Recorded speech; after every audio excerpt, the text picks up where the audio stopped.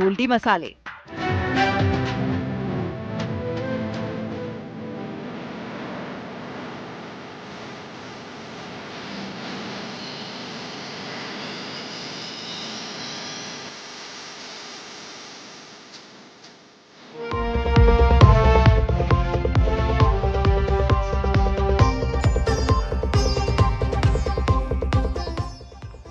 नमस्कार, बहुत बहुत स्वागत आप सबका। आप देख रहे हैं न्यूज नाइट और आपके साथ मैं हूं ममता चोपड़ा।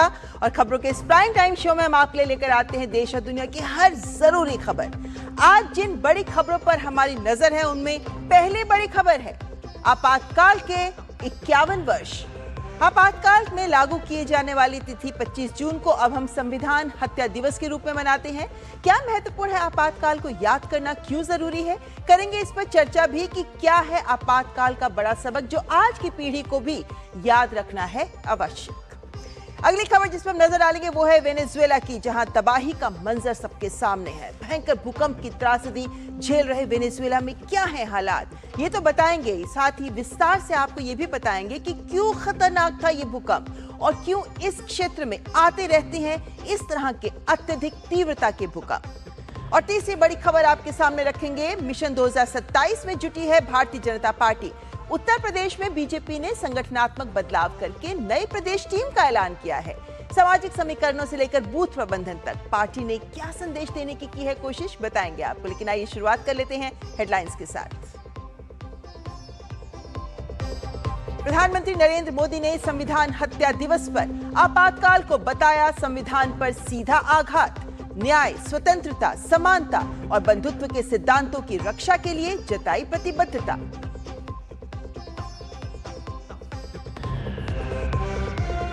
मिशन 2027 से पहले यूपी बीजेपी में बड़ा बदलाव। पंकज चौधरी की टीम में 19 उपाध्यक्ष, 8 महामंत्री, 19 मंत्री, 6 क्षेत्रीय उपाध्यक्ष और कार्यालय मंत्री शामिल। संगठन को बूथ स्तर तक और मजबूत बनाने का संकल्प। सेवा तीर्थ में प्रधानमंत्री नरेंद्र मोदी से मिले अमेज़न के सीईओ एंडी जेसी।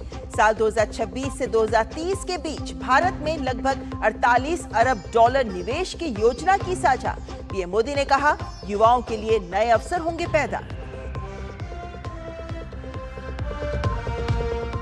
वायुसेना को मिला स्वदेशी नेत्र AEW&C सिस्टम। डीआरडीओ ने सौंपा फाइनल ऑपरेशनल क्लियरेंस। हवाई निगरानी और बैटल मैनेजमेंट को मिलेगी मजबूती। 2017 में मिली थी प्रारंभिक परिचालन को मंजूरी।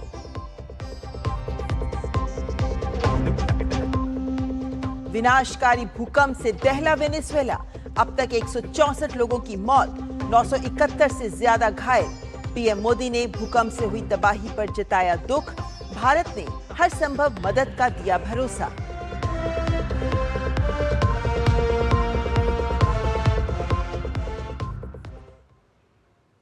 आइए देखें खबरें विस्तार से। शुरुआत करते हैं आपातकाल की खबर से। 25 जून 1975, वो रात जब भारत सोया तो लोकतंत्र था, लेकिन सुबह हुई तो आजादी पर पहरा था। अखबारों की स्याही खामोश कर दी गई, विरोध की आवाजें सलाखों के पीछे भेज दी गई और संविधान को जंजीरों में बांध दिया गया। 21 महीनों तक देश ने एक ऐसा दौर देखा जिसने लोकतंत्र, अभिव्यक्ति की स्वतंत्रता और नागरिक अधिकारों की असली कीमत समझाई। आपातकाल लागू किए जाने वाली तिथि 25 जून को अब देश संविधान हत्या दिवस के रूप में मनाता है। आज 51 वर्षों के बाद 1975 के आपातकाल को याद करना केवल इतिहास को दोहराना नहीं, बल्कि लोकतंत्र की उस चेतावनी को समझना है कि स्वतंत्रता और अधिकारों की रक्षा के लिए सतर्क रहना कितना आवश्यक है। संविधान हत्या दिवस पर आज देश में क्या क्या हुआ, आइए देखते हैं इस रिपोर्ट में। आज से ठीक 51 साल पहले 25 जून 1975 को देश में आपातकाल की घोषणा की गई थी। ये हमारे लोकतंत्र पर एक कलंक था। इमरजेंसी में सिर्फ संविधान की ही हत्या नहीं हुई, बल्कि निर्दोष भारतीयों पर असंख्य अत्याचार किए गए। आवाज उठाने वाले नेताओं, पत्रकारों को जेल की सलाखों में डाल दिया गया। सत्ता के लिए कांग्रेस ने लोकतंत्र की हत्या करने का पाप किया। 25-26 जून 1975 की रात को तत्कालीन प्रधानमंत्री इंदिरा गांधी द्वारा देश पर थोपा गया आपातकाल भारतीय लोकतंत्र के इतिहास में एक काला अध्याय के रूप में जुड़ गया। आपातकाल के दौरान नागरिकों के सभी मूल अधिकार खत्म कर दिए गए थे। राजनेताओं को जेल में डाल दिया गया था। जेल में लोगों को पशुओं की तरह बंद कर दिया गया और विभत्स यातनाएं दी गईं। बीजेपी इस काले इतिहास को संविधान हत्या दिवस के रूप में मना रही है।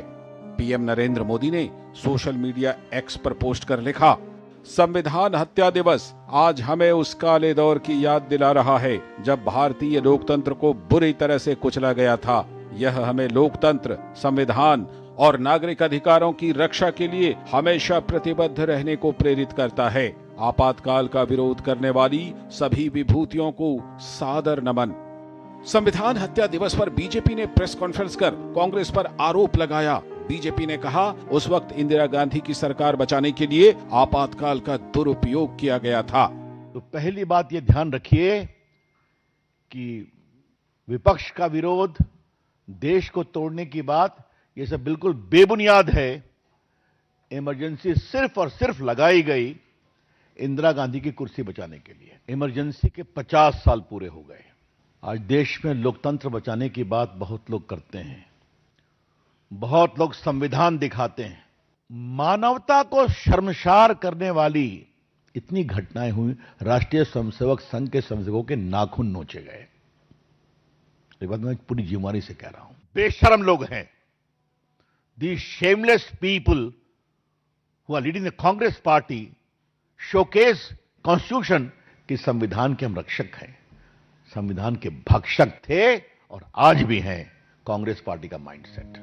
वहीं कांग्रेस के वरिष्ठ नेता सलमान खुर्शीद ने कहा, जब आपातकाल लगाया गया था तो सुप्रीम कोर्ट ने भी इसे स्वीकार किया था। तो वहीं यूपी के उप मुख्यमंत्री केशव प्रसाद मौर्य ने कहा कि कांग्रेस ने आपातकाल लगाने का अपराध किया था। कांग्रेस को संविधान के बारे में बोलने का कोई अधिकार नहीं है। जब इमरजेंसी लगी थी तो उस वक्त सुप्रीम कोर्ट ने भी उसको स्वीकार किया था। ये बात नहीं भूलनी चाहिए कि जो भी किया वो हमने कॉन्स्टिट्यूशन के, संविधान के तहत किया। इलाहाबाद उच्च न्यायालय के द्वारा जब श्रीमती इंदिरा गांधी के चुनाव को रद्द कर दिया गया तो देश में इमरजेंसी लगाने का अपराध करने वाली पार्टी कांग्रेस पार्टी है और कांग्रेस को संविधान के बारे में बोलने का कोई नैतिक अधिकार नहीं है।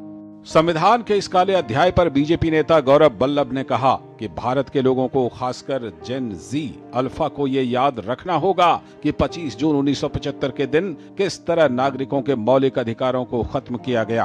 तो वहीं उत्तर प्रदेश सरकार में मंत्री ओपी राजभर ने कहा कि उस वक्त कांग्रेस ने क्या क्या किया था, इसे बार बार याद दिलाते रहना चाहिए। देश के समस्त, भले वो जेन जी हो या जेन अल्फा हो या जेन वाई हो, मिलेनियल्स हो, उन सबको ये याद रखना पड़ेगा कि देश में 1975 में एक ऐसी सरकार आई जिसने नागरिकों के मौलिक अधिकारों को खत्म किया। 1975 में इमरजेंसी लगा, संविधान को ताक पर रख दिया। तो ये तो जनता को जानकारी होनी चाहिए कि विपक्ष ने क्या क्या किया है, उसकी जानकारी याद बार बार दिलाते रहना चाहिए। इस बीच संविधान हत्या दिवस के मौके पर एनसीईआरटी की तरफ से बड़ी खबर आई। एनसीईआरटी ने 9वीं के किताब में आपातकाल के चैप्टर को शामिल किया है। केंद्रीय शिक्षा मंत्री धर्मेंद्र प्रधान ने एनसीईआरटी के क्लास 9 की किताब में आपातकाल पर सेक्शन शामिल करने पर क्या कुछ कहा, आप भी सुनिए। ये तो सही बात ना, एनसीईआरटी ने सही किया है। इमरजेंसी जैसे काले कारनामे को देश को, भविष्य के पीढ़ी जाने, पढ़े, समझे, ऐसे दोबारा स्थिति ना है, इसलिए एनसीईआरटी ने उसको विषय में लाए हैं। एनसीईआरटी ने अच्छा काम किया। संविधान हत्या दिवस पर बीजेपी ने देश के कई राज्यों में अलग अलग कार्यक्रम आयोजित किए। बिहार से लेकर हरियाणा तक ये कार्यक्रम देखने को मिले। इस मौके पर बीजेपी के बड़े नेताओं ने कहा कि लोकतंत्र और संविधान बचाने की बात करने वाले लोगों को इमरजेंसी के दौरान हुए अत्याचारों को याद करना चाहिए। Bureau report, DD news. आगे बढ़ने से पहले इस वक्त की बड़ी खबर आपके सामने रखते हैं, जो कि राम मंदिर दान चोरी से जुड़ी खबर है, क्योंकि इस मामले में पहला बड़ा एक्शन ले लिया गया है। राम जन्मभूमि ट्रस्ट के सदस्य कृष्ण मोहन पर एफआईआर दर्ज की गई है और ये धारा 306, 316 और 317 के तहत ये एफआईआर दर्ज की गई है। तो राम जन्मभूमि ट्रस्ट में हम जानते हैं कि एसआईटी का गठन कर दिया गया था उत्तर प्रदेश सरकार की ओर से, और अब एफआईआर भी दर्ज कर दी गई है। एसआईटी की जांच रिपोर्ट पेश करने के बाद पुलिस ने ये कार्रवाई की है और ये एसआईटी के गठन की भी पहल की गई और उसके बाद अब एफआईआर भी दर्ज की गई है। और एसआईटी ने अपनी जांच रिपोर्ट में जो बिंदु सामने रखे उसके बाद पुलिस ने ये कार्रवाई करते हुए अब एफआईआर दर्ज की गई है। तो राम जन्मभूमि ट्रस्ट के ही सदस्य के अनुरोध पर ये एफआईआर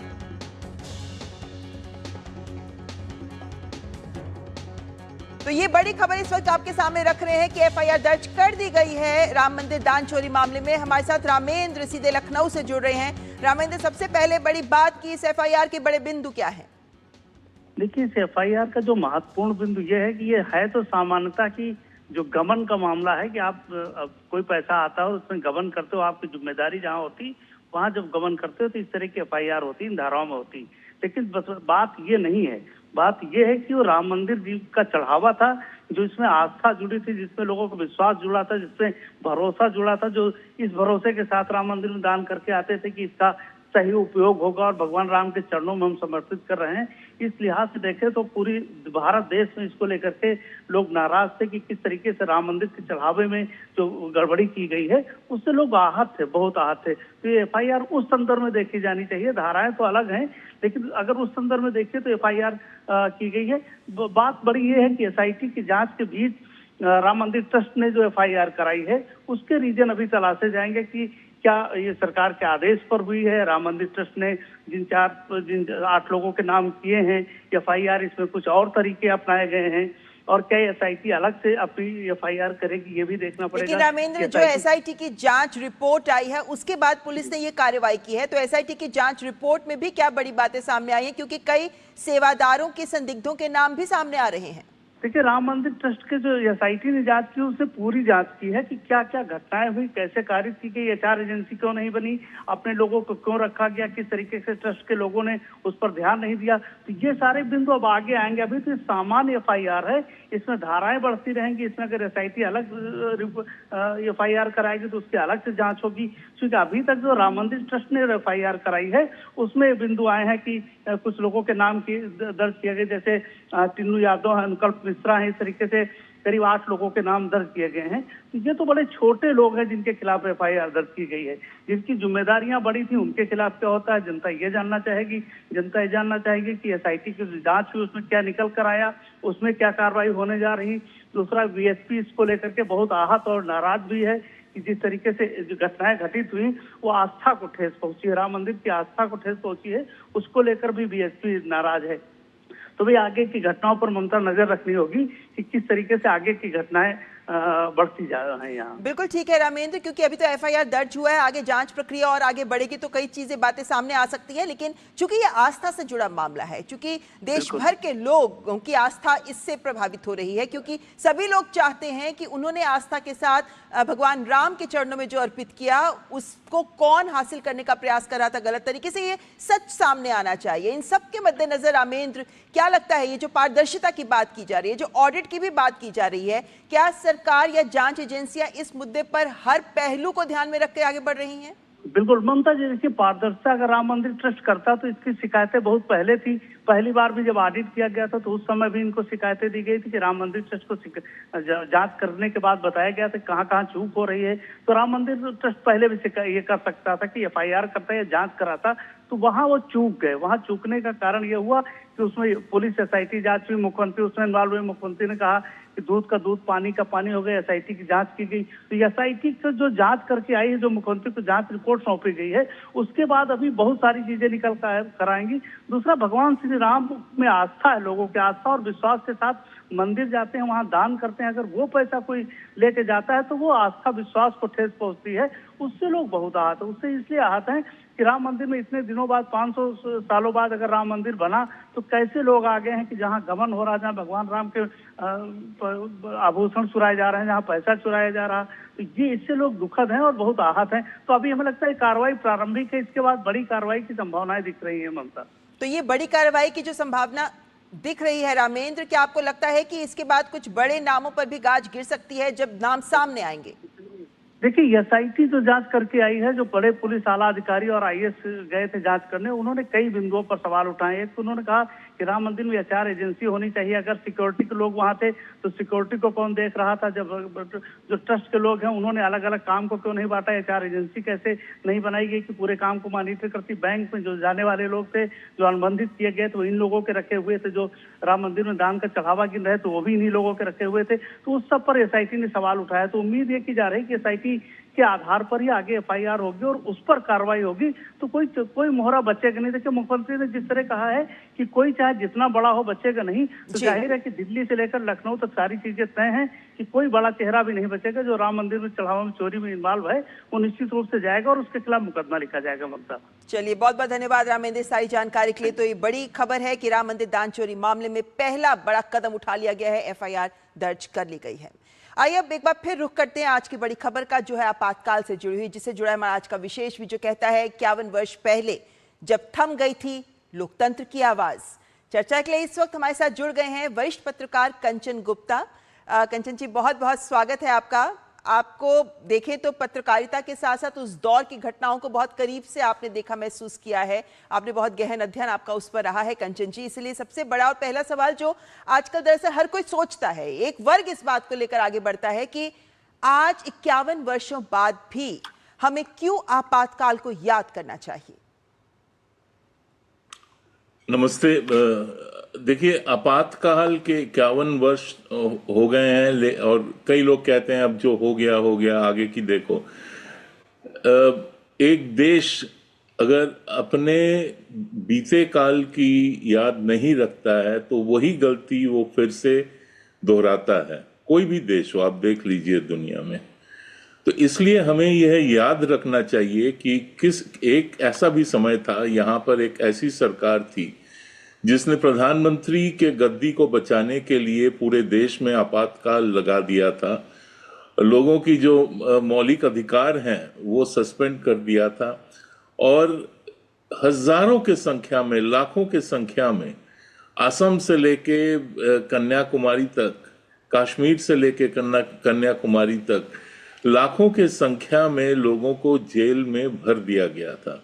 नेशनल सिक्योरिटी एक्ट, एक नया एक्ट बनाया गया, Misa MISA, maintenance of internal security act, उसके अंतर्गत, और लोगों को रात में उठा लिया जाता था। उनके परिवारों को पता नहीं चलता था कहाँ ले गए, क्यों ले गए और कितने दिन के लिए ले गए, उनकी कोई पेशगी नहीं होती थी। तो ऐसे हालात में एक जो भय का माहौल बन गया था, डर का माहौल बन गया था। लोग एक दूसरे से बात नहीं करते थे, अपने पड़ोसी से बात नहीं करते थे कि कहीं ये खबर कहीं और ना पहुंच जाए और मुझे भी ना उठा के ले जाए। तो ये कोई जो डेमोक्रेसी होता है वहां पर एक ऐसी स्थिति का बनना, चुनाव ना होना और फिर राज्य सरकारों को गिरा देना, ये एक भयंकर स्थिति थी। इसके पहले कभी भी भारत में ऐसी स्थिति बनी नहीं थी और एक नेता के चलते इस प्रकार की एक जो एक आपातकाल था जो पूरे देश को भुगतना पड़ा था। आपातकाल का जो सिचुएशन था, ये it was very disorienting, it was very discouraging. और मुझे लगता है कंचन जी की शायद ये बात आज करना इसलिए भी आवश्यक हो जाता है क्योंकि आज के युवा पीढ़ी उस दौर के बारे में नहीं जानती। आज हमने एनसीईआरटी में भी आपातकाल को जोड़ा गया है, लेकिन ये आज की पीढ़ी को भी बताना आवश्यक है। अनंत विजय जी हमारे साथ जुड़ गए हैं, वरिष्ठ पत्रकार। अनंत जी, आज जबकि हम आज़ादी का मतलब सिर्फ अंग्रेजों से आज़ादी की बात नहीं है या गुलामी से आज़ादी की बात नहीं थी, आज़ादी का मतलब अभिव्यक्ति की आज़ादी भी होता है और ये एक ऐसा मुद्दा है जिस पर बहुत सवाल किए जाते हैं और बहुत बातें की जाती हैं। लेकिन उस दौर की पहले मैं बात करूंगी, फिर आज के दौर पर आऊंगी। उस दौर में भी तो एक मीडिया का वर्ग था जो बिल्कुल चुप रह गया था, जबकि वो आपातकाल ऐसा वक्त था जब पूरे मीडिया को एकजुट होकर इसके खिलाफ खड़ा होना था। देखिए, मैं ममता जी, मैं क्षमा चाहूंगा, मैं आपके कार्यक्रम में इसलिए 10-15 सेकंड की देरी से जुड़ पाया कि मैं चंद्रशेखर जी की ये किताब ढूंढ रहा था और मुझे याद था कि चंद्रशेखर जी ने अपनी जेल डायरी में किस प्रकार से उस समय के सारे प्रसंगों का खुलासा किया। उसमें चंद्रशेखर जी एक जगह लिखते हैं, बहुत दिलचस्प है और आज की युवा पीढ़ी की आप बात कर रही थी, उसको जानना भी जरूरी है कि आज संसद में लोकसभा ने चुनाव कानून में संशोधन कर दिया। श्रीमती गांधी के विरुद्ध जो चुनाव याचिका है उससे उनका बचाव करने के लिए यह किया गया। दूसरे देशों के रेडियो ने इसका प्रसारण किया। अब आपके सवाल का उत्तर है, दूसरे देशों के रेडियो ने इसका प्रसारण किया, लेकिन आकाशवाणी ने केवल इतना कहा कि एक संशोधन स्वीकृत कर दिया गया है। तो जो आकाशवाणी उस समय इतनी लोकप्रिय हुआ करती थी, उस पर भी इमरजेंसी का डंडा चला और किस प्रकार से मीडिया को, और चंद्रशेखर जी बहुत आहत है 42वें संविधान संशोधन में जिस तरह की चीजें की गई या संसद में विपक्ष की गैर अनुपस्थिति में जिस प्रकार के कानून पास किए गए। और ये सच है कि उस समय भी इंदिरा गांधी की गोदी में एक मीडिया बैठी हुई थी, जो मीडिया, मतलब वो उस सेंस में नहीं कह रहा हूं, मैं ये कह रहा हूं कि इंदिरा गांधी के सपोर्ट में भी कुछ लोग थे जिन्होंने इमरजेंसी की खुलेआम, मतलब, और बहुत बहुत विशद इसका वर्णन होना चाहिए कि किन कारणों के कारण इंदिरा गांधी ने इमरजेंसी लगाई। आज बहुत बेशर्मी के साथ कांग्रेस के प्रवक्ता ये कहते नहीं थक रहे हैं कि इमरजेंसी ठीक किया लगा कि उस समय देश की स्थिति ऐसी थी। अरे ठीक क्या किया? आपके श्रीमान राहुल गांधी इस पर माफी मांग चुके हैं। कांग्रेस के कई नेताओं ने इमरजेंसी लगाने पर खेद प्रकट किया है। अब एक नया नैरेटिव गढ़ने का प्रयास किया गया है कि जवाहरलाल नेहरू की नहीं, संजय गांधी की मां ने इमरजेंसी लगाई और जवाहरलाल नेहरू की बेटी ने इमरजेंसी हटाई। मतलब देखिए कितना सुविचारित सुचिंतित तरीके से मीडिया में नैरेटिव बनाने का काम किया जाता है। इसलिए आपने ठीक कहा कि एनसीईआरटी की किताब में, और वो कोई ये नहीं है कि उसमें सिर्फ इन्हीं को, उसमें तो चैलेंजेस बिफोर डेमोक्रेसी नाम की एक अध्याय जोड़ा गया है जिसमें ये बताया गया है कि लोकतंत्र के सामने किस प्रकार की चुनौतियां आ सकती है। कंचन दा अभी विस्तार से बता रहे थे। आज आप कल्पना कर सकती हैं कि लोगों के जबरदस्ती नसबंदी कर दी जाए पकड़ के, सिर्फ अपना टारगेट मीट करने के लिए, और पूरी की पूरी नस्ल को बर्बाद किया गया इमरजेंसी में। और लोग कह रहे हैं कि इमरजेंसी के बारे में बात ही नहीं करनी चाहिए। संविधान हत्या दिवस नहीं है, देश की आत्मा की हत्या का दिवस है ये, और इसको उसी आधार पर मुझे लगता है कि याद करना चाहिए।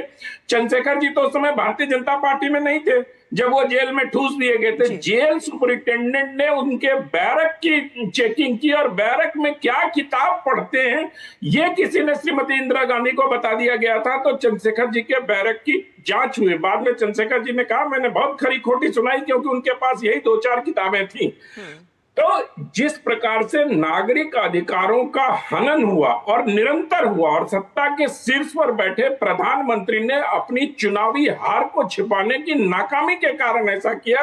ममता जी, मुझे लगता है कि सचमुच गृह मंत्रालय ने पिछले वर्ष इसको संविधान हत्या दिवस कहा है। मैं तो कहता हूं कि लोगों की आत्मा को मारने का काम 2 वर्ष तक किया गया। लोग जी, लेकिन इसी में वापस जी अनंत जी, आपने बहुत सारे तथ्यों को सामने रखा है जो सिर्फ एक छोटा सा संकेत देते हैं कि कितने बड़े स्तर पर आपातकाल में लोगों के अधिकारों का हनन किया गया और कितने लोगों को पीड़ित भी किया गया। लेकिन कंचन जी, जैसे मैंने अभिव्यक्ति की बात की, आपके विचार चाहेंगे इस पर लेकर। आज के डिजिटल युग में जब ये एक वर्ग इस बात की बात करता है कि अभिव्यक्ति की आजादी नहीं है, या फिर अगर आज के दौर में भी अगर एक वर्ग ये कहता है या कांग्रेस भी कहती है कि अरे भाई अघोषित आपातकाल लगा हुआ है, इन ऐसे में जब हम जानते हैं कि प्रदर्शनों की भी परमिशन सरकार के प्रशासन के द्वारा ही दी जा रही है, आप कैसे आज अभिव्यक्ति की आजादी को परिभाषित करेंगे, खासकर जब डिजिटल दौर में है हम? ममता जी, ये बात जो लोग कहते हैं कि अभिव्यक्ति की आजादी नहीं है, फ्रीडम ऑफ स्पीच नहीं है, एक्सप्रेशन नहीं है, और ये सब कहने का कोई मतलब नहीं है, क्योंकि इनको पता नहीं है, इनको ये मालूम नहीं है कि इमरजेंसी के दौरान किस तरीके से, किस निर्ममता से फ्रीडम ऑफ स्पीच या अभिव्यक्ति की आज़ादी इसको दबोचा गया था। इसको पूरा अखबारों को हर एक दिन छपने के पहले हर अखबार को अपने गैलीज, उन दिनों मशीन कुछ और होती थी तो लंबे लंबे उसके पर्चा जैसे निकलते थे अखबार का, वो छापने के पहले वो लेके जाना पड़ता था। सेंसर बोर्ड का एक हर शहर में, हर स्टेट में एक सेंसर बोर्ड लग गया था, और उसका जो अफसर था उसके पास ले जाकर वो देखता था, उस पर साइन करता था, उस पर ठप्पा लगाता था, या उसको काट देता था। अगर वो उसने काट दिया तो वो छप नहीं सकता। कोई मर्डर की स्टोरी भी हो, कोई वायलेंस की स्टोरी हो, वो भी नहीं छाप सकते आप। कोई कहीं पर प्रदर्शन हुआ हो, उसको नहीं छाप सकते आप। पिक्चरों पर पाबंदी लग गई थी, किताबों पर पाबंदी लगाई गई थी। ये एक लोग आज के दिन लोग ये समझ भी नहीं पाएंगे, इसकी कल्पना भी नहीं कर पाएंगे कि किस प्रकार से वो किया गया था। अभी आपने जो कहा कि मीडिया का क्या रुख रहा, मीडिया के कई पत्रकार और उस समय के जो वरिष्ठ पत्रकार थे, कुलदीप नैयर थे और भी थे, और उनको अपने के.आर. मलकानी जी थे, मदरलैंड अखबार चलाते थे, उन सब को जेल में भर दिया गया था मीज़ा के अंतर्गत या नेशनल सिक्योरिटी के एक्ट के अंतर्गत, और पूरे इमरजेंसी के दौरान वो सब जेल में रहे। जो बाहर थे उनको इतना डराया गया, बाद में जब इमरजेंसी हटी, जनता पार्टी की सरकार बनी, लाल कृष्ण आडवाणी जी उस सरकार में INB मंत्री थे, और उन्होंने तब कहा था कि the press was asked to bend but you chose to crawl. तो कुछ पत्रकारों ने उस समय बड़ा साहस दिखाया, लेकिन ऐसे भी कई पत्रकार थे जब उन्होंने इमरजेंसी रजीम का सहायता किया था, साथ दिया था। बाद में उनकी धज्जियां उड़ाई गई, उनको जो एक लार्जर कम्युनिटी है मीडिया का, प्रेस वालों का, उसमें से उनका बहिष्कार हुआ। लेकिन अब ये आज के दिन में ये लोग सोच भी नहीं सकते हैं, और जो लोग डिजिटल मीडिया, कंचन जी, मुझे लगता है इसी वजह से ये बात करना, इसके बारे में बात करना, इस मुद्दे को सामने लाना और इस पर विस्तार से चर्चा करना भी आवश्यक हो जाता है, क्योंकि वो दौर था और आज का दौर है जिन जमीन आसमान का फर्क है। वो आपातकाल था और आज हमारा देश तरक्की कर रहा है और अभिव्यक्ति की आजादी के साथ सबको अधिकार दिए जा रहे हैं और विकास की दिशा में आगे बढ़ाया जा रहा है। यानी ये एक ऐसा उदाहरण होना चाहिए आपातकाल, जिसको लेकर हम सबको सबक देखने की जरूरत है। समय थोड़ा सीमित है, पर बहुत बहुत धन्यवाद आप दोनों का हमारे साथ जुड़ने के लिए, कंचन जी और अनंत जी, धन्यवाद। न्यूज़9 में फिलहाल यहाँ पर वक्त तो चला एक ब्रेक का, लेकिन ब्रेक के बाद करेंगे बात वेनेजुएला में भीषण तबाही।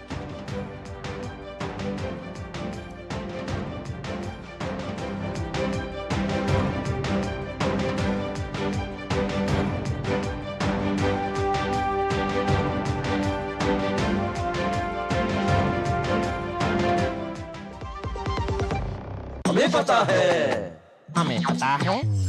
चमकी चाट से क्या बना है, सैंडविच, लस्सी और छाछ और हर घूंट में चमकी चाट, ड्राई फ्रूट और दही बड़े, चमकी चाट से स्वाद बढ़े, और चाट पपड़ी दही बल्ले, चमकी चाट से बल्ले बल्ले, सिर्फ चमकी चाट।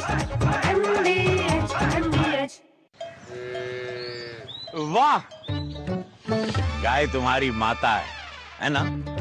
तो पशुहार के नाम पर जहर क्यों खिलाता है? अनसन हटा, दिल से खिला, सिर्फ कपिला, देश का नंबर 1 पशु आहार। यार कैसे ले पाएंगे घर? नहीं, आज गर्मी बहुत है ना? यस, बहुत ही ज्यादा। पापा, घर खरीदने की प्लानिंग इज नॉट इजी। विनी, लॉन्ग टर्म सेविंग्स का बेस्ट प्लान बताना। LIC protection plus plan. LIC और सेविंग्स? यस, इसमें इंश्योरेंस और फंड्स दोनों में इन्वेस्ट करके गोल्स के हिसाब से सम अश्योर्ड एडजस्ट कर सकते हो। LIC protection plus plan, future insured, growth assured. जब धरती चीर कर निकलता है लोहे का पत्थर और मिलता है मोंगिया के जोश से, फिर तपता है, पिघलता है और बनता है फौलाद। अब होता है सरिया सारी खूबियों के साथ। मोंगिया स्टील, मजबूत देश का मजबूत सरिया। पढ़ता है, खेलता है, झूलता उछलता है, दौड़ता कभी कभी दौड़ कराता है, आगे आगे बढ़ता है इंडिया, अमूल दूध पीता है इंडिया। छोले बने तो गोल्डी छोले मसाले, जहाँ जाए रिश्ते बनाए। गोल्डी लाए हैं फ्रेश लॉक टेक्नोलॉजी, जो रखे मसालों को हर समय फ्रेश। और ब्रेक के बाद बात वेनेजुएला की, जहां कुदरत ने ऐसी तबाही मचाई कि चंद सेकंड में ही शहरों का सुकून चीख पुकार में बदल गया। एक के बाद एक 7.2 और 7.5 की तीव्रता के भूकंपों ने राजधानी कराकस समेत कई इलाकों को हिला दिया। इमारतें क्षतिग्रस्त हैं, लोग सड़कों पर रात गुजार रहे हैं और मलबे में फंसे लोगों को बचाने के लिए राहत अभियान जारी है। क्या है हालात, आइए देखते हैं इस रिपोर्ट में। बुधवार की एक शाम अपने रोजमर्रा के सुकून में डूबी हुई थी। राष्ट्रीय अवकाश होने के कारण वेनेजुला के अधिकतर लोग अपने घरों में ही थे। घड़ी की सुई 6:05 पर थी, तभी धरती के भीतर एक भयानक हलचल हुई। कुछ ही सेकंड में 2 शक्तिशाली झटकों ने फिजा पर छाए सुकून को चीखों में तब्दील कर दिया। लोग घरों से निकलकर जान बचाकर भागने लगे, दीवारें कांपने लगी, शहरों में मलबों का ढेर लग गया।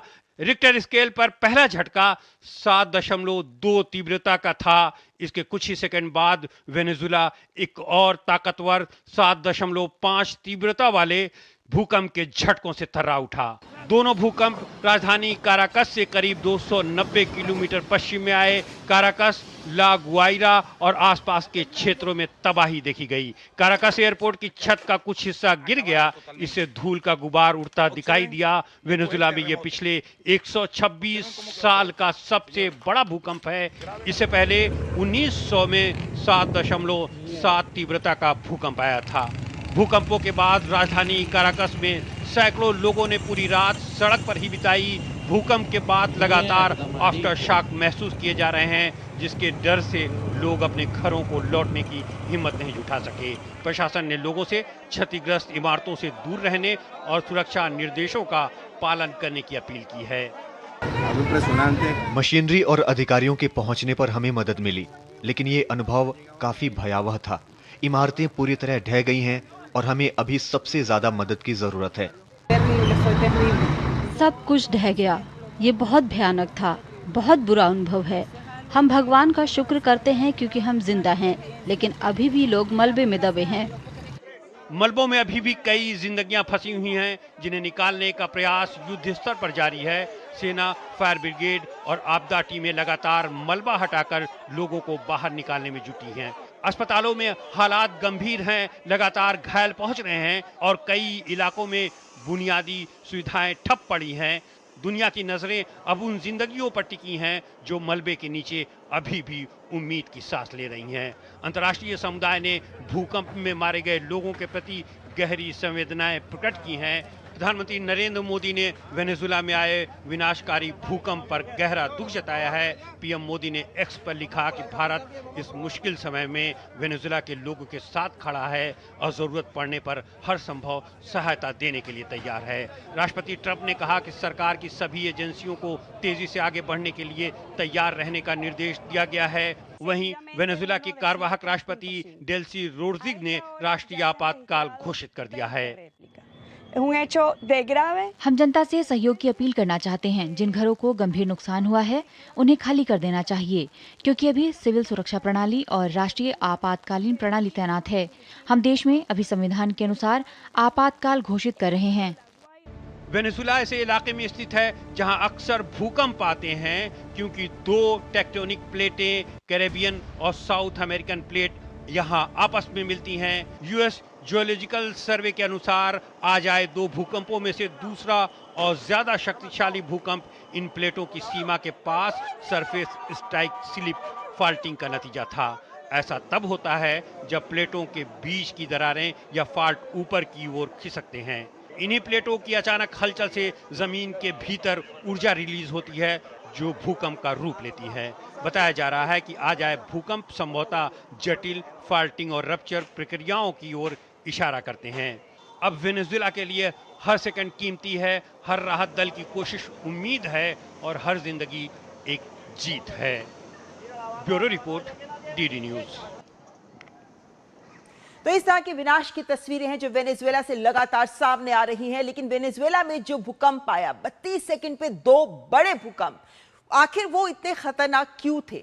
वो इस वजह से खतरनाक थे, आपके सामने रखेंगे ये तस्वीर, क्योंकि ये दोनों भूकंप को कहा जाता है अर्थक्वेक डबलेट, यानी दो, ऐसा नहीं है कि एक बड़ा भूकंप और उसके बाद आफ्टर शॉक्स आ रहे हैं, बल्कि यहां पर दो डबल अर्थक्वेक एक साथ आए हैं। पहले को फोर शॉक कहा गया, दूसरा मेन, तो दो ही भूकंप आए थे, जिसको डबलेट नाम इसलिए दिया जाता है कि दो बड़े भूकंप एक साथ आए हैं, जो सदियों में एक आध बार ही आते हैं, बहुत कम आते हैं ये। लेकिन वेनेजुएला को इस तरह के भूकंप का सामना करना पड़ा। ये अर्थक्वेक डबलेट दरअसल क्यों खतरनाक होते हैं? क्योंकि अमूमन जब भूकंप आता है तो एक बड़ा भूकंप और फिर कुछ छोटे आफ्टर शॉक्स, लेकिन डबलेट की जब बात करते हैं तो यहाँ दो बड़े भूकंप साथ, इससे विनाश ज्यादा होता है। आगे आते हैं, क्योंकि दरअसल इसको समझना बहुत जरूरी है कि हमारी जो पूरी पृथ्वी की सतह है उसको अलग अलग प्लेट्स में डिवाइड किया गया। आप यहां देखें तो लाल जो लाइनें हैं ये आपको दिखाती हैं प्लेट्स को। ये पैसिफिक प्लेट है, यहाँ पे साउथ अमेरिका की प्लेट है, नॉर्थ अमेरिका की प्लेट अलग है, यानी पृथ्वी की सतह। इसी तरीके से अफ्रीका की एक बड़ी प्लेट है, यूरेशिया की एक प्लेट है जो यूरोप और एशिया के क्षेत्र को कवर करती है। इसी तरीके से इंडो ऑस्ट्रेलिया की भी प्लेट है, और ये तमाम प्लेटें हैं जिसमें पूरे पृथ्वी की सतह को बांटा गया है। इनमें कुछ छोटी प्लेटें भी आती हैं, जैसे यहाँ वेनेजुएला है तो यहाँ कैरेबियन प्लेट आती है, इसी के साथ कोकस प्लेट है। ये जो कैरेबियन प्लेट है, यहीं पर वो कारण सामने आया जिसकी वजह से वेनेजुएला को इतने बड़े अर्थक्वेक का सामना करना पड़ा। आगे बढ़ते हैं, क्योंकि यहां पे आपको हम दिखाएंगे कि जो अर्थक्वेक आता है, यहां पर क्यों आता है ये अर्थक्वेक। दरअसल जब भी भूकंप आता है, हमारी पृथ्वी की सतह कुछ इस तरह की होती है, ऊपर हरियाली होती है, ऊपर अलग सतह होती है, लेकिन उसके नीचे पृथ्वी के अंदर मोल्टन लावा होता है, जिसके ऊपर तरह की प्लेट चट्टानों की तरह होती है। जो चट्टानें होती हैं, आप यहां देख सकते हैं, ये चट्टानें जब आपस में टकराती हैं, एक प्लेट दूसरी प्लेट जब आपस में टकराती हैं, हिलती हैं जब ये, तो यहाँ पे कुछ दरारें होती हैं अंदर, जो दरारों के माध्यम से फैलती है ऊर्जा। क्योंकि जब प्लेटें टकराती हैं तो इन प्लेटों के टकराने से जो ऊर्जा उत्पन्न होती है वो तरंगे, उनसे भूकंप उत्पन्न होता है। इसीलिए ये जो फॉल्ट लाइंस होती हैं, जैसे ये फॉल्ट लाइन है, यानी कुछ दरारें चट्टानों में, अगर आपका क्षेत्र उन फॉल्ट लाइंस के आसपास है तो ज्यादा चांसेस होते हैं कि उन क्षेत्रों में विनाशकारी भूकंप आएंगे। अगर आगे बढ़े और आपके सामने रखें वेनेजुएला की तस्वीर, ये समझनी बहुत जरूरी है, क्योंकि अगर वेनेजुएला, यहां पर वेनेजुएला पड़ता है, यहां नॉर्थ अमेरिका है, यहां साउथ अमेरिका है, इन दोनों के बीच में कैरेबियाई प्लेट है, कैरेबियन प्लेट जो मैंने अभी आपको दिखाई थी। इस कैरेबियन प्लेट में चूंकि इस तरह से घर्षण होता है, वेनेजुएला भौगोलिक रूप से देखें तो दक्षिण अमेरिका के सबसे खतरनाक और सक्रिय टेक्टोनिक जोन पे बसा हुआ है। ये जो कैरेबियन टेक्टोनिक प्लेट है और साउथ अमेरिकन प्लेट, ये दोनों के बीच में ये जो क्षेत्र है, ये जब आपस में टकराती हैं तो ये खिसकती हैं। जब ये खिसकती हैं तो कैरेबियन प्लेट के लिए कहा जाता है कि ये वाली जो प्लेट है, ये हर साल लगभग 2 सेंटीमीटर की रफ्तार से पूर्व की ओर बढ़ती है। तो जब ये दोनों आपस में खिसकती हैं तो जो फॉल्ट लाइन आती है, उस फॉल्ट लाइन की दरारें, जहां फॉल्ट लाइन मतलब दरारें, जब ये खिसकती हैं तो अचानक बहुत तेज गति से जब ये खिसकती हैं तो इन दरारों के माध्यम से भूकंप और ज्यादा वाइब्रेशंस फैलती हैं, ऊर्जा फैलती है और भूकंप सामने आ जाता है। यहां पर वेनेजुएला में जो नुकसान हो रहा है उसका एक और बड़ा कारण आपके सामने, क्योंकि जब भी कहीं से भूकंप आता है तो आपको एक तो भूकंप कितना तीव्रता का है वो आपके सामने आता है, और कितनी गहराई में भूकंप का केंद्र रहा ये सामने आता है। ये जो कितने गहराई में केंद्र है ये बहुत महत्वपूर्ण है। यहाँ पे आप देखें तो अगर ज्यादा गहराई पे, यहाँ पर हम दिखा रहे हैं कि ज्यादा गहराई पे है, लेकिन यहाँ कम गहराई पे, अगर कम गहराई पे भूकंप का केंद्र है तो जाहिर है कि जो ऊर्जा उत्पन्न होगी उसका प्रभाव ऊपरी सतह पे जल्दी आएगा, लेकिन गहराई पे होगा तो जो नीचे की चट्टानें हैं वो उसकी ऊर्जा को सोख लेंगी, उसकी ऊर्जा को सहन कर लेंगे, तो ऊपर नुकसान कम होगा। वेनेजुएला में अधिकतर जो भूकंप आते हैं वो सतह के करीब केंद्र होता है, इसी वजह से जब भूकंप आता है तो नुकसान बहुत ज्यादा होता है। अगर हम आगे बढ़ें तो यही फॉल्ट लाइंस हमको समझानी जरूरी है कि वेनेजुएला में जो पहला झटका आया था वो मोरोन शहर पे आया था, 168 किलोमीटर दूर कैरेकस से है, वहां सतह से महज 13 किलोमीटर का ही केंद्र था। उसके बाद दूसरा झटका महज 10 किलोमीटर ही केंद्र था। इसीलिए जब फॉल्ट लाइंस, जब ये प्लेट्स आपस में टकराई, फॉल्ट लाइंस के माध्यम से जो ऊर्जा उत्पन्न हुई उससे बहुत ही जबरदस्त नुकसान वेनेजुएला का हुआ। आगे बढ़ते हैं क्योंकि चलते चलते एक महत्वपूर्ण तथ्य आपके सामने रखते हैं, ये है रिंग ऑफ फायर। अमूमन कहा जाता है कि ये जो क्षेत्र है, हालांकि वेनेजुएला रिंग ऑफ फायर पे नहीं पड़ता है, वेनेजुएला इस तरफ पड़ता है, लेकिन ये जो पूरा क्षेत्र है इसको कहा जाता है कि यहां सबसे ज्यादा ज्वालामुखी आते हैं, यहां सबसे ज्यादा भूकंप आते हैं, और इस पूरे क्षेत्र में बहुत सारी प्लेट्स हैं जो आपस में जुड़ती हैं। यहाँ पे पैसिफिक प्लेट्स हैं, ऊपर यूरेशिया की प्लेट्स हैं, यहाँ पे इंडो ऑस्ट्रेलियन प्लेट्स हैं इत्यादि। वेनेजुएला भी यहीं पर है और जापान भी यहीं पर है। मैं उदाहरण सिर्फ जापान का दे रही हूँ। जापान में भी बहुत सारे ऐसे भूकंप आते हैं, लेकिन जापान में क्यों कम नुकसान होता है और वेनेजुएला में क्यों इतना ज्यादा नुकसान हुआ, जो एक्सपर्ट्स कहते हैं वो यही कारण है कि जापान ने अपने भूकंप रोधी इंफ्रास्ट्रक्चर को सामने रखा है, जबकि वेनेजुएला या साउथ अमेरिकन की जो कंट्रीज हैं या कैरेबियाई जो कंट्रीज हैं, वहां पे हम देखते हैं कि उस तरह का भूकंप रोधी इंफ्रास्ट्रक्चर नहीं है। यही कारण है कि नुकसान बहुत ज्यादा हो रहा है, जान माल का नुकसान बहुत ज्यादा हो रहा है। ऐसे में प्रधानमंत्री जब आपदा रोधी इंफ्रास्ट्रक्चर की बात करते हैं, डिजास्टर रिजिलियंट इंफ्रास्ट्रक्चर की बात करते हैं अंतर्राष्ट्रीय वैश्विक मंचों पर जाकर, उसकी अहमियत इस बात से समझी जा सकती है कि इन देशों को इस तरह मदद की बहुत आवश्यकता है और इस तरह से अपने सही इंफ्रास्ट्रक्चर बनाने की भी बहुत आवश्यकता है, क्योंकि कैरेबियाई क्षेत्र के लिए कहा जा रहा है एक्सपर्ट्स का कि अगले कुछ सालों में यहां 8 की तीव्रता का भूकंप भी आ सकता है। तो विश्व को इस वक्त सोचना होगा कि आपदा रोधी तंत्र के साथ साथ इंफ्रास्ट्रक्चर भी बनाए जा सके। यहां पर रुकेंगे एक ब्रेक के लिए। ब्रेक के बाद बताएंगे आपको मिशन 2027 में जुटी बीजेपी, क्या हुए बदलाव उत्तर प्रदेश में, रखेंगे तस्वीर आपके सामने ब्रेक के बाद।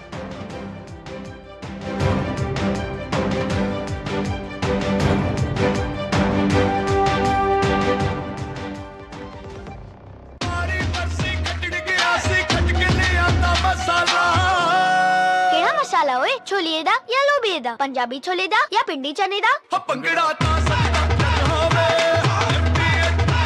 अब छोलिया हो या लोबिया, पंजाबी छोले या पिंडी चने, सब कुछ मजेदार बने। मेरी पसंद, मेरी पसंद, मेरी पसंद, मेरी पसंद, हमारी पसंद, हम सबकी पसंद। मजबूत देश का मजबूत सरिया हो गया स्टील। पता है लोग अक्सर मुझसे पूछते हैं कॉल सेंटर का स्टेडी जॉब क्यों छोड़ा। I wanted more out of life, बस मैंने अपना स्टार्टअप शुरू किया। जानना चाहोगे कैसे? Then start up your own business as an LIC agent. यहाँ सब कुछ है, great products, zero investment, leading organisation and unlimited opportunities. तो क्या आप तैयार है LIC एजेंट बनो? अब बड़ा सोचो।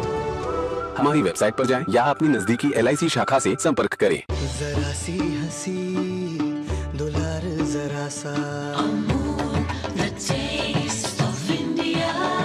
जरा सी अनबन प्यार जरा सा,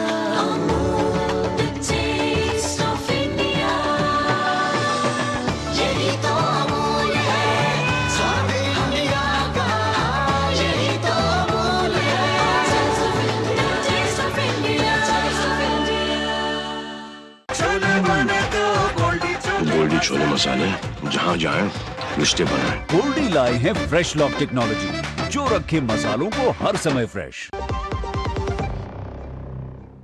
और ब्रेक के बाद खबर उत्तर प्रदेश से। उत्तर प्रदेश में 2027 विधानसभा चुनाव की आहट तेज हो गई है। बीजेपी ने संगठन में बड़ा फेरबदल कर नई टीम का ऐलान कर दिया है। सामाजिक संतुलन, क्षेत्रीय प्रतिनिधित्व और बूथ स्तर तक मजबूती के दावे के साथ पार्टी ने चुनावी तैयारियों का बिगुल फूंक दिया है। आखिर इस नई टीम का सियासी संदेश क्या है, देखते हैं इस रिपोर्ट में। उत्तर प्रदेश में 2027 विधानसभा चुनाव की बिसात बिछनी शुरू हो गई है। भारतीय जनता पार्टी ने देश के सबसे बड़े सूबे उत्तर प्रदेश में अपने संगठन में बड़ा बदलाव किया है। प्रदेश अध्यक्ष पंकज चौधरी ने नई टीम का ऐलान किया है। संगठन में 19 प्रदेश उपाध्यक्ष, 8 प्रदेश महामंत्री, 19 प्रदेश मंत्री, 6 क्षेत्रीय अध्यक्ष और विभिन्न मोर्चों के नए अध्यक्ष नियुक्त किए गए हैं। कई नए चेहरों को मौका मिला है, जबकि अनुभवी नेताओं को भी अहम जिम्मेदारियां सौंपी गई हैं।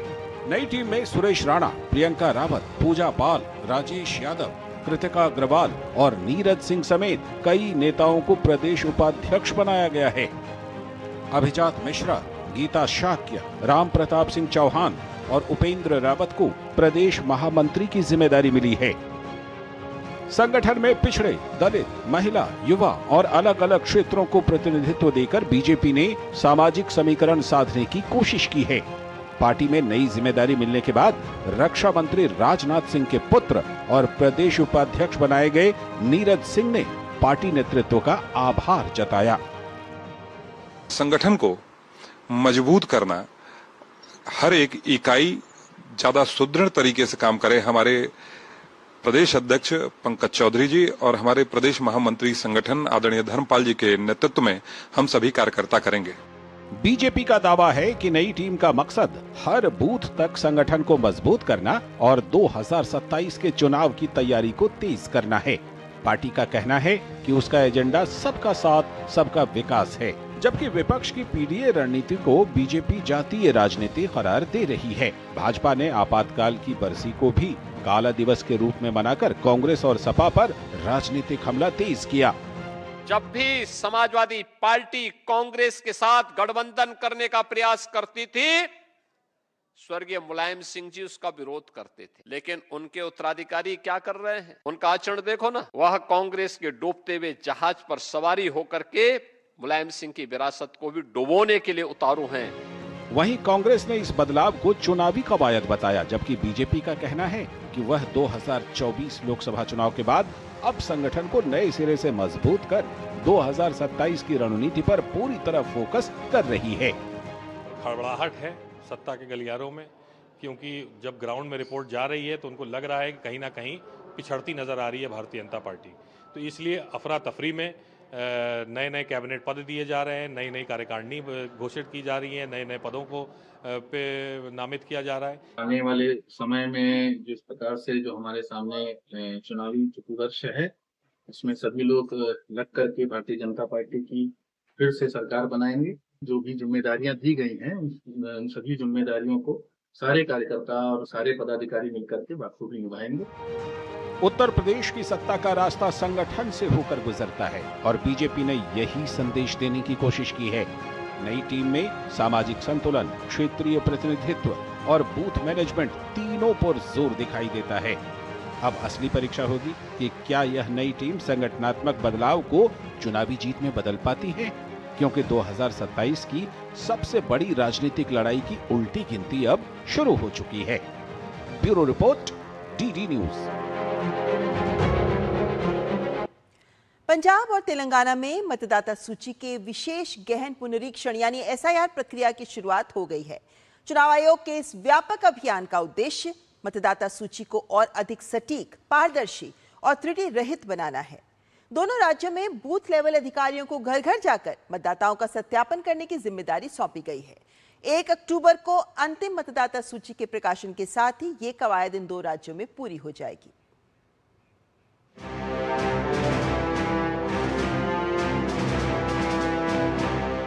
पंजाब और तेलंगाना में मतदाता सूची के विशेष गहन पुनरीक्षण की प्रक्रिया गुरुवार को शुरू हो गई। पहले चरण में बूथ लेवल अधिकारी यानी कि बीएलओ घर घर जाकर एन्यूमरेशन फॉर्म वितरित करेंगे और मतदाताओं को उसे भरने में मदद भी करेंगे। इसके बाद बीएलओ दोबारा घरों का दौरा कर भरे हुए फॉर्म इकट्ठा करेंगे। पंजाब में चुनाव आयोग ने इस प्रक्रिया को 25 जून से 24 जुलाई तक निर्धारित किया है। अगर किसी घर से फॉर्म प्राप्त नहीं होता है तो संबंधित बीएलओ 3 बार तक वहां जा सकता है। बीएलओ के हर एक दौरे का रिकॉर्ड रखा जाएगा और घर पर सूचना संबंधी स्टिकर भी लगाया जाएगा ताकि मतदाता को प्रक्रिया की जानकारी मिल सके। पंजाब राज्य में एसआईआर स्पेशल इंटेंसिव रिवीजन की शुरुआत हो गई है। इसका जो पहला पड़ाव है हाउस टू हाउस एन्यूमरेशन, वो 25 जून से लेके 24 जुलाई तक चलेगा। इस पूरे प्रक्रिया में बीएलओ हर घर जाके हमारे जो 2 करोड़ 14 लाख वोटर्स है उन्हें एन्यूमरेशन फॉर्म देंगे। एन्यूमरेशन फॉर्म 2 परतों में होगी। एक परत बीएलओ साइन करा के भरवा के साइन करा के उनसे वापस लेंगे, दूसरी परत वो हमारे इलेक्टर के लिए है जो वो रख सकते हैं। पंजाब में इस अभियान के लिए 24,453 बीएलओ तैनात किए गए हैं जो 2.14 करोड़ से अधिक मतदाताओं का सत्यापन करेंगे।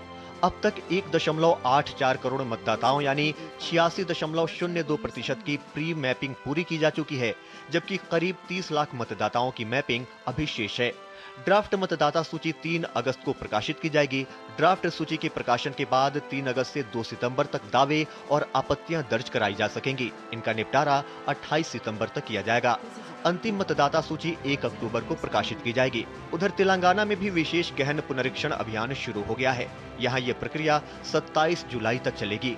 बीएलओ पहले 1 सप्ताह तक फॉर्म वितरित करेंगे और उसके बाद भरे हुए फॉर्म एकत्र करने का काम शुरू किया जाएगा। राज्य में लगभग 36,000 BLO और 3,500 से अधिक सुपरवाइजर इस अभियान में लगे हुए हैं। राज्य में ड्राफ्ट मतदाता सूची 31 जुलाई को प्रकाशित की जाएगी। मतदाता 31 जुलाई से 30 अगस्त तक दावे और आपत्तियां दर्ज करा सकेंगे। 31 जुलाई से 28 सितंबर के बीच दावों व आपत्तियों का निपटारा किया जाएगा और अंतिम मतदाता सूची का प्रकाशन 1 अक्टूबर को किया जाएगा। चुनाव आयोग का कहना है कि विशेष गहन पुनरीक्षण अभियान का उद्देश्य मतदाता सूची को अद्यतन, पारदर्शी और त्रुटि रहित बनाना है, ताकि आगामी चुनावों में केवल पात्र मतदाता ही अपने मताधिकार का प्रयोग कर सकें और लोकतांत्रिक प्रक्रिया की विश्वसनीयता और अधिक मजबूत हो सके। Bureau report, DD news. और न्यूज नाइट में फिलहाल यह वक्त एक और ब्रेक का। ब्रेक के बाद दिखाएंगे आपको खबर, राहुल गांधी ने मानी गलती। देखिए खबर ब्रेक के बाद।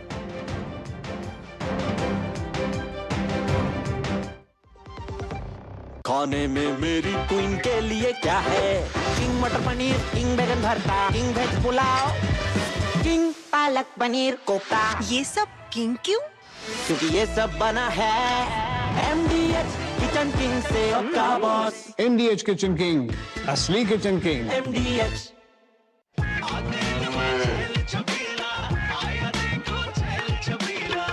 एक कपिला, अरे भाई सब एक ही जैसा होता है। ये लो साधारण पशु आहार।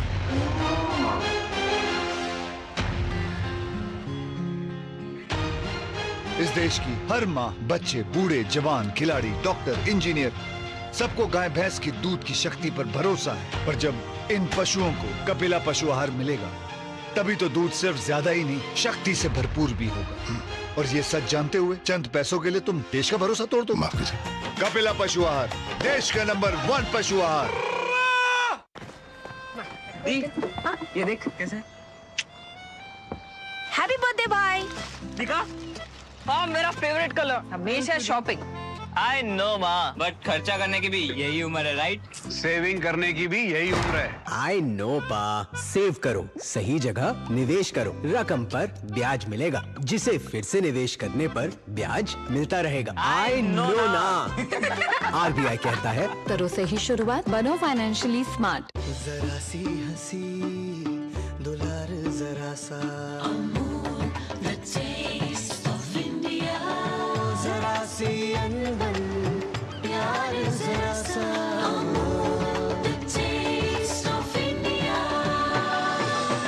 यही तो अमूल है, स्वाद इंडिया का, यही तो अमूल है, टेस्ट ऑफ इंडिया। छोले बने तो गोल्डी छोले मसाले, जहाँ जाए रिश्ते बनाए। गोल्डी लाए हैं फ्रेश लॉक टेक्नोलॉजी, जो रखे मसालों को हर समय फ्रेश।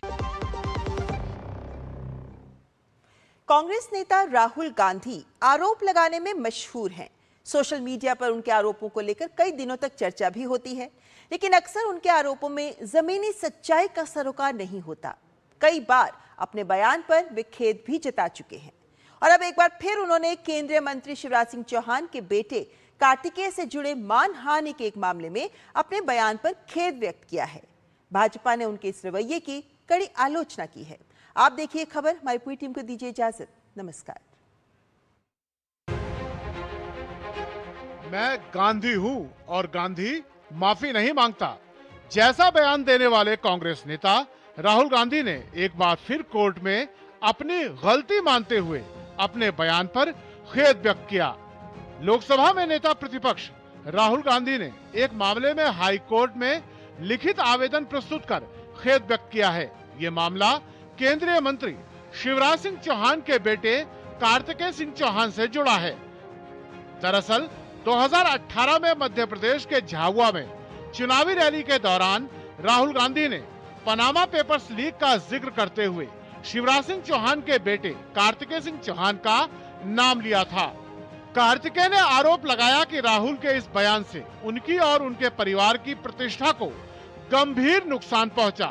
कार्तिकेय ने भोपाल की MP MLA कोर्ट में राहुल गांधी के खिलाफ मानहानि का मुकदमा दायर किया। भोपाल की विशेष अदालत ने इस मानहानि मामले में राहुल गांधी को व्यक्तिगत रूप से पेश होने के लिए सम्मन जारी किया था।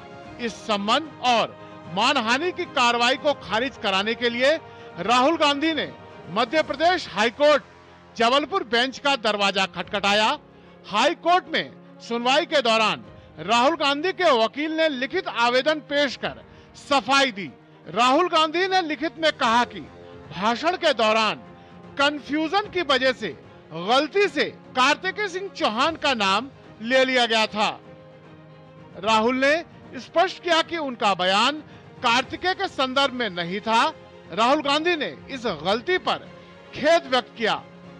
पहले आरोप लगाओ और फिर माफी मांगो के इस रवैये पर भाजपा ने सख्त पलटवार किया है। राहुल गांधी एलओपी का मतलब समझते हैं leader of propaganda, not leader of opposition. इसलिए आरोप लगाना, हिट एंड रन करके भाग जाना, ये उनकी फितरत बन चुकी है। अब जो आरोप उन्होंने शिवराज सिंह चौहान के सुपुत्र कार्तिकेय चौहान पे लगाए, हाईकोर्ट में जाके उन्होंने माफी मांगी, रिग्रेट कर दिया कि मैंने गलत आरोप लगाया पैनामा पेपर्स का। इसी प्रकार से उन्होंने सावरकर जी के विषय में अनाप शनाप बोला, कोर्ट में माफी मांगनी पड़ी। आरएसएस के विषय में अनाप शनाप बोला, कोर्ट में माफी मांगनी पड़ी। रफाल पर झूठ बोला, सुप्रीम कोर्ट ने फैक्ट चेक किया। भारत की सेना के बारे में झूठ फैलाया और फिर उनको सुप्रीम कोर्ट ने चेस्टाइज किया, कहा कि कोई भारतीय ऐसे बात नहीं करता। ये कोई पहला मामला नहीं जिसमें राहुल गांधी ने अपने बयान पर खेद व्यक्त किया हो। इससे पहले भी वे कई मामलों में माफी मांग चुके हैं। सवाल यह है कि सिर्फ गांधी उपनाम लगाने से क्या किसी व्यक्ति को यह छूट मिल जाती है कि वे जब चाहे किसी पर गंभीर आरोप लगाकर निकल लें। प्रतिपक्ष के नेता के तौर पर सरकार की आलोचना करना उनका हक है, लेकिन क्या बिना ठोस सबूत के किसी संवैधानिक संस्थाओं और व्यक्ति पर आरोप लगाकर केवल खेद जताने भर से मामला खत्म हो जाता है? Bureau report, DD news.